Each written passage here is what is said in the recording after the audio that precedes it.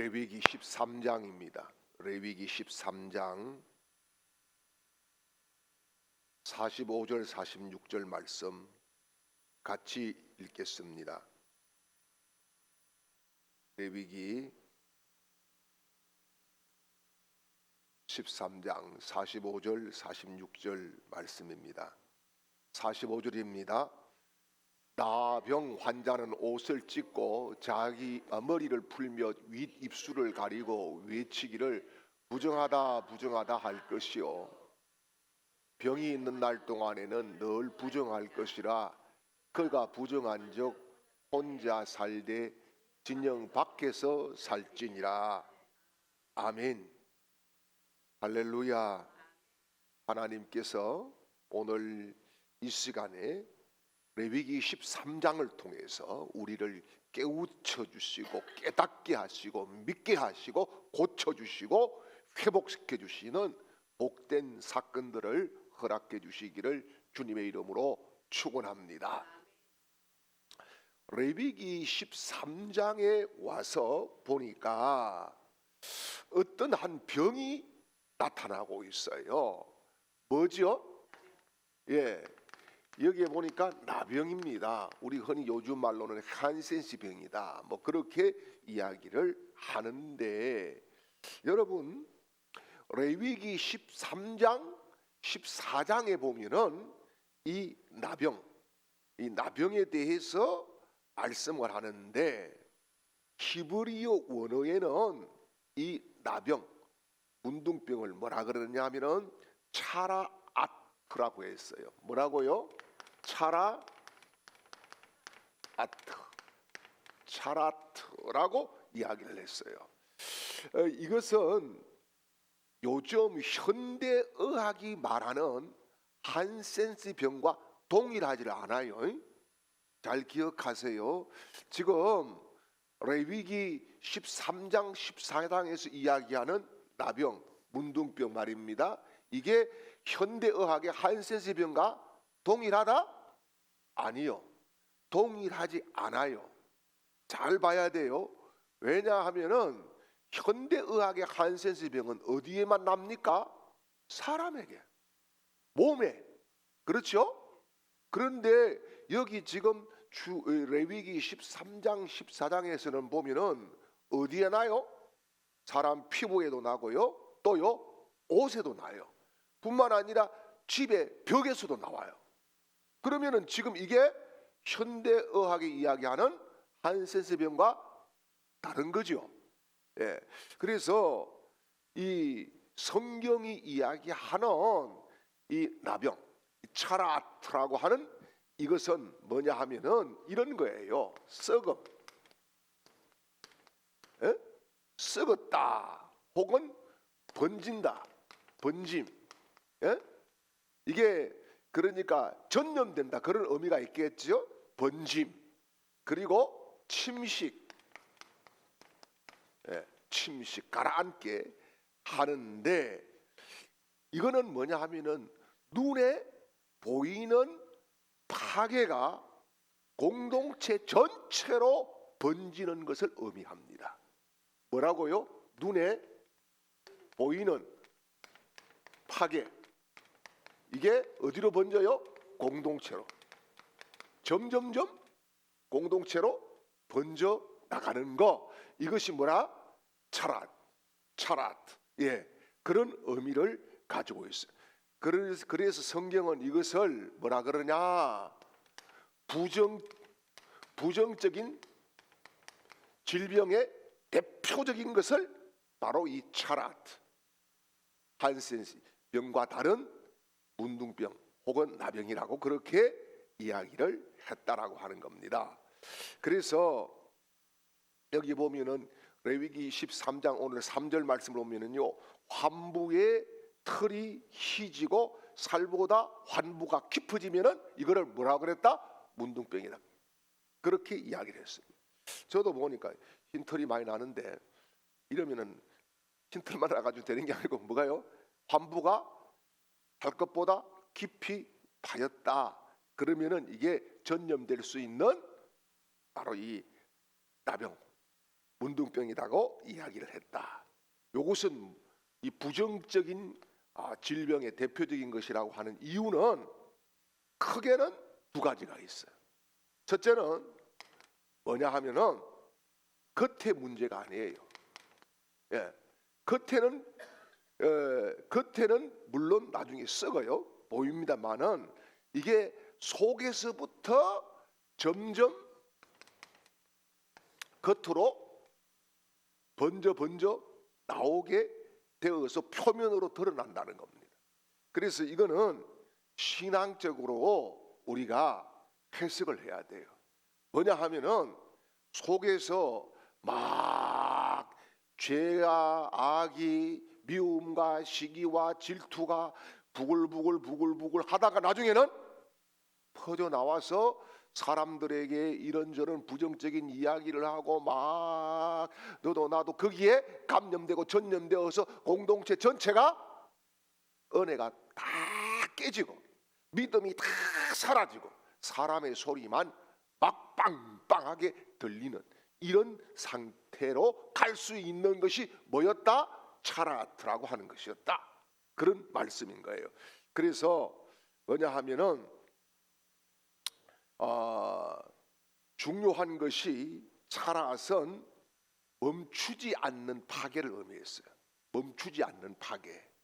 그래서 작게 시작해서 점점 확산되는 우리가 코로나 팬데믹을 우리가 지나오면서 막 이게 엄청나게 막 퍼져나가는 이런 걸 봤죠. 경험했잖아. 그죠? 그렇게 퍼져나가는 것에 대해서 분명하게 경고를 했다라고 하는 것이 중요합니다. 그래서 이 성경에 보면은 이게 누구에게 걸린다 딱 이렇게 단정하기가 어려워요. 자, 그러면 성경에 정상적이었는데 이 차라트, 이 문둥병이 발한 사람이 성경에 나와요, 안 나와요? 나와요. 아는 대로 말씀해 보세요. 누구예요? 출애굽기에 보니까 모세의 누이, 그렇죠, 미리암이죠. 맞아요. 미리암이 문둥병에 걸렸어. 그렇죠? 그래서 격리대에서 나갔어. 이 미리암이 이 문둥병에 걸린 이유가 뭘까요? 모세가 구서 여자를 아내로 취했어요. 구서 여자는 에티오피아의 여자입니다. 피부색이 까매요. 그렇죠? 그러니까 이게 미리암이 봤을 때는 못마땅한 거예요. 모세가 우선 욕심이 많아가지고 이 구스 여자를 갖다가 아내로 취해가지고 그따위 짓을 하는데, 왜냐하면은 모세의 아내가 있었죠. 그죠? 예. 그런 이제 것에 대해서 인간적으로 봤을 때는 굉장히 정당한 비판이었어요. 그죠? 맞아요? 그런데 더 중요한 것은 모세의 권위에 대해서 누나로서 도전을 합니다. 미리암이 그러면 누굽니까? 모세의 생명의 은인이잖아요. 왜요?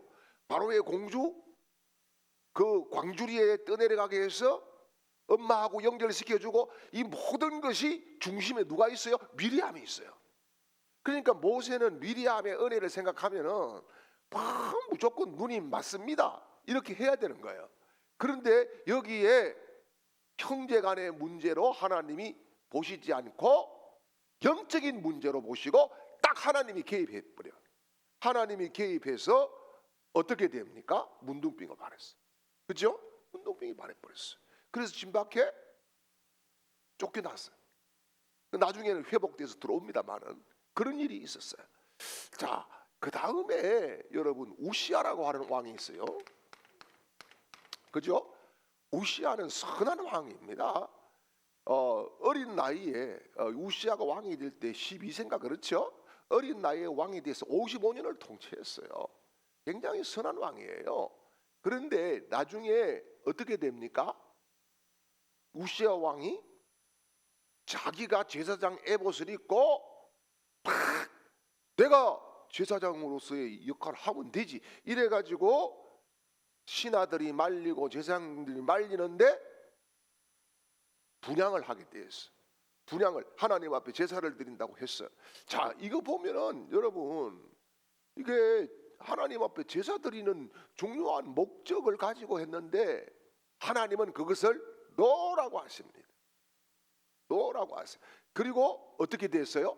바로 문둥병이 발해서 별궁으로 옮겨가지고 거기에서 자기 인생의 수명이 끝날 때까지 나오지 못했어요. 이게 원인이 뭐였을까요? 하나님이 정해놓은 질서를 파괴했다는 거예요. 그죠? 질서를 파괴했다. 그리고 교만했다. 미리암은 도전한 것이고 우시아는 교만한 것이고 질서를 파괴한 것이었다. 이렇게 볼 수가 있는 거죠. 자, 그 다음에 여러분 나만 장군이 문둥병 고치기 위해서 왔지요. 누구에게? 엘리사에게 왔지요. 그죠? 선지자. 예. 그런데 다 돌려보내잖아요. 뭐 선물 다 돌려보내는데 가만히 생각해. 지금 아깝다 해가지고 뛰가가지고 우리 스승님이 좀 주랍니다 해가지고 받아온 사람이 있어요. 누구예요? 게하시. 그렇죠? 게하시가 받아왔어. 그런데 어떻게 됐나요? 바로 선지자가 알고 바로 하나님이 벌을 내리버려요. 예. 이것은 뭐지요? 욕심이잖아요. 욕심. 그죠? 욕심. 그래서 여러분 이 성경에서 레위기 13장 14장에서 이야기하는 이 나병이라고 하는 것은 오늘날과 동일한 나병이 아니다 라고 하는 것을 볼 수 있고, 이게 하나님이 공동체를 거룩하고 깨끗하게 유지시키고 싶은 그런 마음이 계셨던 것을 우리가 알 수가 있고, 또 작은 죄가 점점 퍼져서 공동체 전체를 타격 줄 것에 대해서 하나님께서 미리 잘라버리는 이런 거룩한 결단들이었다라고 하는 것을 볼 수가 있어요. 그래서 우리가 오늘 본문에서 읽은 46절 말씀을 보면은 어떻게 해요? 부정한 동안에는 진 밖에서 거해야 돼. 그래서 자, 성막 출입이 통제됐어요. 절기에 참석 못해요. 제사 못 지내요. 그래서 접근 금지 명령들이 내려질 뿐만 아니라 누군가가 모르고 지나가는데 오늘 성경에 보니까 뭐라 그래요? 윗 입술을 가리고 뭐라 그래? 부정하다. 그러면 사람들이 전 문둥병자구나. 그래서 둘러서 피해서 접근을 하지 못하게 했다라고 하는 겁니다. 그래서요, 중요한 것이 굉장히 이 병에 걸리게 되면은 가족과 단절, 직업 상실, 인간관계가 다 소멸되었다. 실질적으로 문둥병자는 살아있지만은 죽은 자와 같았다. 그렇게 볼 수가 있는 겁니다. 그런데 여러분, 예수님께서 마가복음 1장 40절 41절 말씀을 보니까 어떻게 해요? 나병 환자를 불쌍히 여겨서 손을 내밀어서 그에게 대셨어. 이거는 큰 율법을 범하는 거예요. 그렇죠? 그러면서 주님이 뭐라 그래요? 내가 원하는 이 깨끗함을 받으라. 그렇게 말씀을 합니다. 이 율법을 정면적으로 도전을 하고 파괴한 거지요.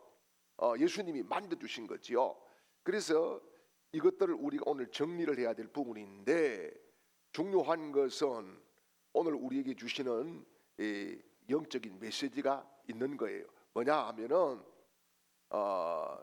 주님 앞에는 부정함도 성결함으로 바꾸신다는 사실이에요. 격리되었던 것도 주님은 만져주시고 고쳐주신다는 거예요. 주님 앞에는 나오는 자에게는 누구든지 환영하신다는 거예요. 그래서 우리가 속에서 부글부글 끓는 분노도 있고 미움도 있고 질투도 있고 뭐 여러 가지 욕망들도 있지만은 그럴 때에 누구를 찾아야 된다? 예수 찾아야 된다. 그리고 주님의 만져주심을 입어야 된다는 거예요.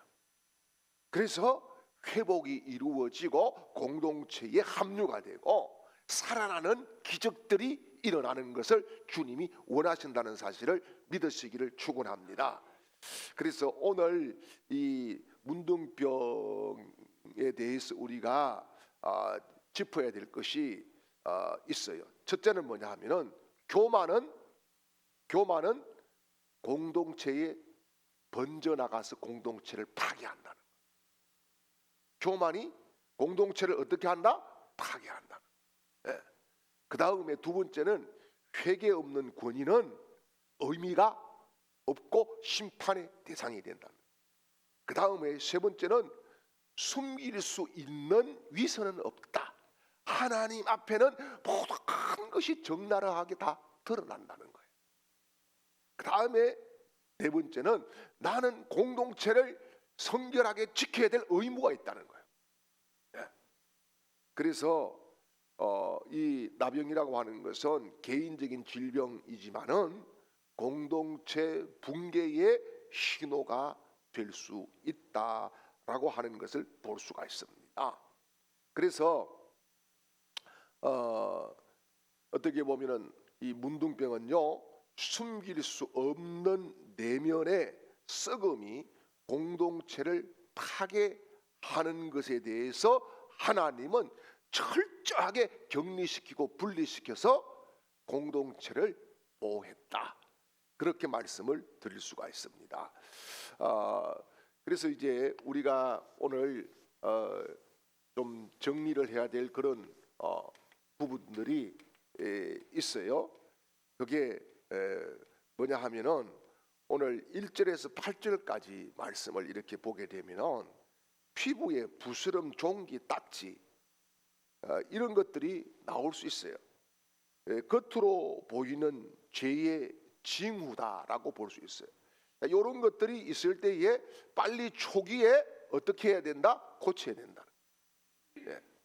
여러분, 우리가 영적인 생활, 믿음 생활을 하면서 언제나 은혜 충만, 언제나 믿음 충만, 언제나 사랑 충만, 내 마음이 언제나 태평양 같을 수는 없어요. 어떨 때는요, 내 마음이 태평양 갔다가도 뭐 말 한마디 들으면은 여러분 개울보다 더 좁아질 수도 있어요. 그래서 우리가 그런저런 이 징후들이 우리 속에 나타날 때에 하나님 앞에 빨리 보여드리는 것이 정답이라는 거예요. 정답이다. 그래서 여러분, 이 나병은 누가 진단을 해요? 의사가 합니까? 제사장만 할 수 있어요. 그게 뭐예요? 빨리 하나님을 찾으라는 하나님의 사인이라는 거예요. 자, 그 다음에 9절에서 17절까지 이 말씀을 보면은 환부가 어떻게 됐어요? 하얗게 됐어. 그리고 표면적으로 더 심각하지만 오히려 요거는 진단이 더 쉬웠어요. 피부가 하얘졌네? 이게 특징이에요. 예. 그래서 이 제사장이 어술이 있는 것도 아니고 의사가 아니지만은 판단을 딱 내릴 수 있었다는 거예요. 예. 그러니까 속에 있던 것이 이제는 점점 올라와서 어디에 보인다? 피부에 보인다 이 말입니다. 예. 그 다음에 이제 18절에서 44절까지 보면은 각종 형태의 병이 나와요. 화상도 나오고 종기도 나오고 부스럼도 나오고 수염도 뭐 여러 가지 나요. 저도 이 수염만 깎고 나면은 난리가 나가지고 수염을 또 기르니까 나보고 자꾸 할배 같다, 할배 같다 그러니까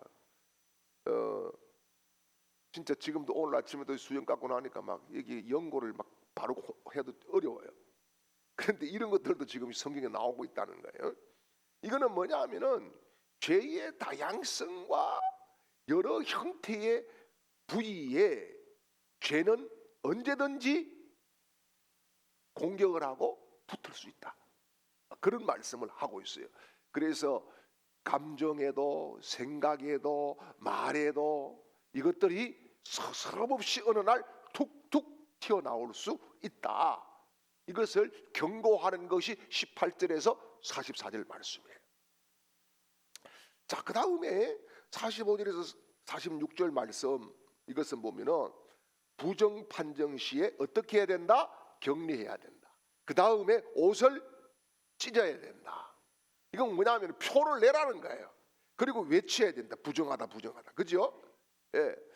이것은 회개 없는 죄인은 공동체에서 분리시켜야 된다는 것을 말씀을 하고, 겸손히 자기 자신을 살펴라라고 하는 그런 강한 메시지가 여기에 있는 거예요. 여기에는 누구나 다 해당합니다. 저도 여러분도 모두 다가 자기 자신을 십자가 앞에서, 말씀 앞에서, 예수님 앞에서 살피고 성결을 유지해야 될 의무가 우리 자신들에게 하나님이 부여하신 은혜다는 사실이에요.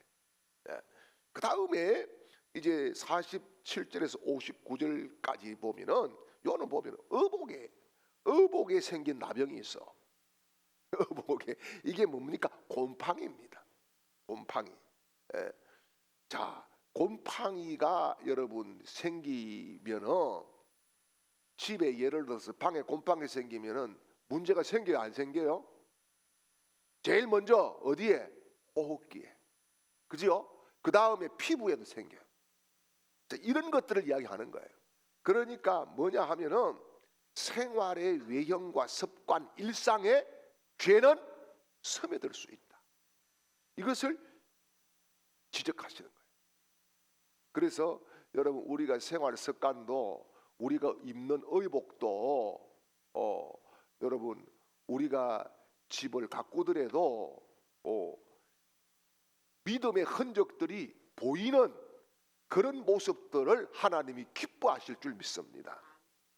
어떤 장로님 집에 갔더니 달마 대사가 3개가 걸려 있더라고요. 이게 뭡니까 했더만은, 누가 뭐 어디 선물을 줘가지고 걸어놨다.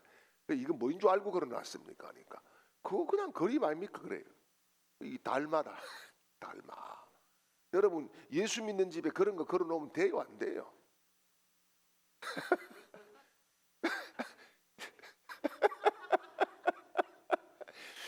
그것만 아니고 어느 집에 가니까 또 부적을 붙여놨어. 그거 돼요, 안 돼요? 그런 것들이 하나님이 보시기에 뭐라고요? 부정한 것이다, 그런 말씀이에요. 그러니까 하나님은 우리 자신을 소중하게 보시지만은 우리와 관계되고 연관된 삶의 여러 가지 것들까지, 심지어 우리가 입고 벗고 하는 옷까지도, 우리가 살고 있는 공간까지도 하나님의 임재와 지배를 경험하도록 하나님은 원하셨다는 사실을 볼 수가 있어요. 그래서 여러분, 우리가 결론적으로 그렇습니다.